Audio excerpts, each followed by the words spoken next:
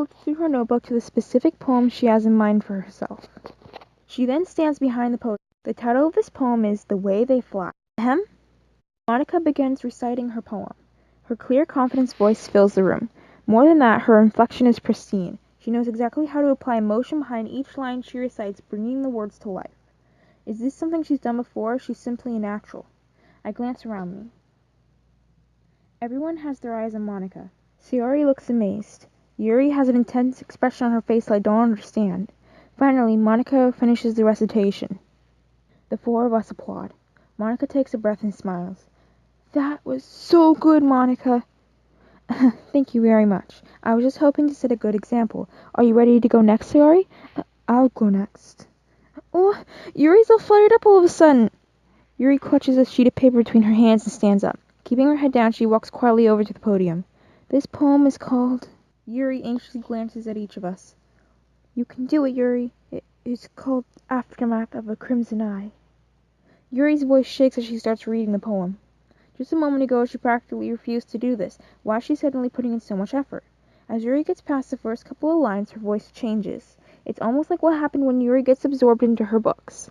Her quivering words transform into the sharp syllables of a fierce and confident woman. The poem is full of twists and turns in its structure that she enunciates with perfect timing. This must be a rare glimpse into the whirling fire that Yuri keeps concealed inside her head. Suddenly, she's finished. Everyone is stunned. Yuri snaps back into reality and glances around as she's even bewildered herself. It's up to me to save the situation. I'm the first to start applauding. Everyone joins me afterward and we give Yuri the recognition she deserves. It's not that we didn't want to applaud for her, but we were caught so off guard that we must have forgotten. As we applaud, Yuri holds the poem to her chest and rushes back into her seat. Yuri, that was really good. Thank you for sharing. Looks like Yuri's down for the count. Okay. I guess I'm next. Sayori hops out of her chair and cheerfully walks to the podium. This one's called My Meadow. Sorry, I giggled. Sayori. It's a lot harder than I thought. How did you guys do it so easily? Try not to think of it like you're reciting to other people. Imagine you're reciting to yourself in front of a mirror or in your own head. It's your poem, so they'll come out the best that way.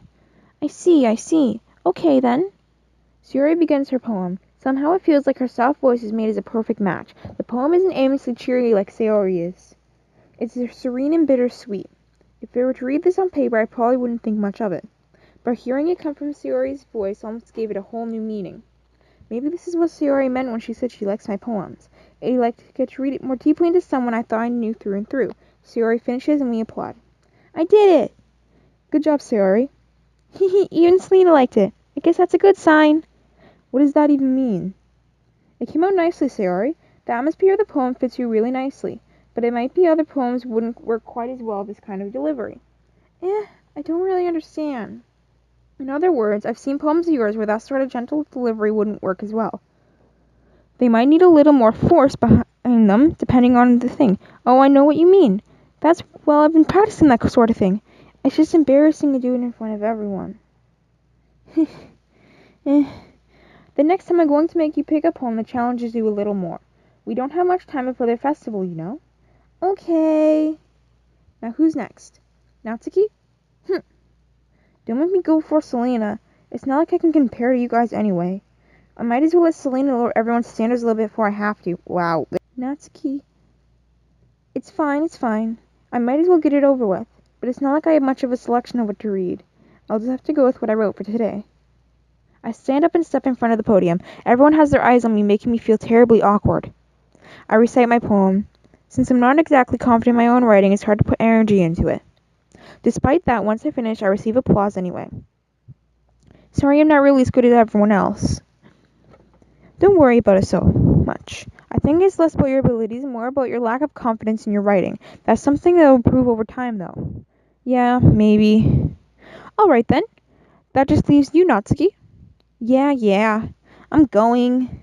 Natsuki begrudgingly gets out of her seat and makes her way to the podium. The poem is called... Oh, why are you looking at me? Because you're presenting. Anyway, the poem is called Jump. Natsuki takes a breath. When she starts reciting the poem, her sour attitude disappears a little. While she's still a little unenthused, her poem has a rhythm and rhyme to it. It's not Doki's trademark style, and it works surprisingly well when spoken aloud.